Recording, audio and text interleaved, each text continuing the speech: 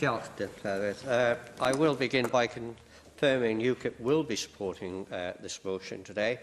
You will, of course, not be surprised that I wish to point out that this debacle is the result of European Community Regulation 1071/2009, which has been imposed on the UK and takes no account that community transport is an almost unique British solution to plugging gaps in our commercial transport provision. The Department of Transport interpreted the regulation in such a way as they saw the term not-for-profit and non-commercial as one and the same. This interpretation has been in force since 1985 and has been the regime under which community transport has been operated. European Union rules do not make this distinction, and herein lies the severe problems facing our CT operators. I am sure that all in this chamber will acknowledge the huge impact that community transport has on many communities and people, particularly those with special needs, which include the elderly, the isolated and the disabled, as well as providing much-needed transport for many social activities, including sporting occasions.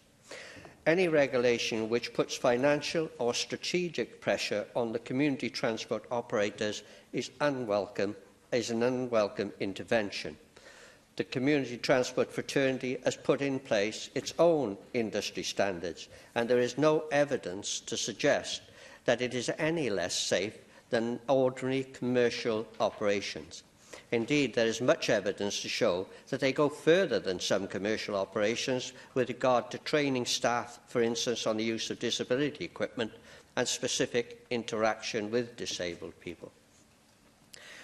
If the Department of Transport is forced to adopt these EU regulations, CT operators will be faced with considerable cost to implement these measures, particularly in the short term.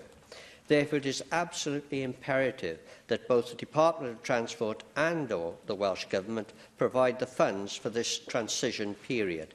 The consequences of not providing this funding could be catastrophic for community transport operators, with many of their services closing.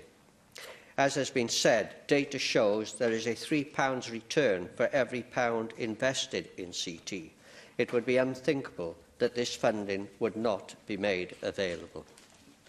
Lastly, the uncertainty that now exists with regard to regulation funding is already affecting community transport operators with regard to retaining staff and long-term strategy.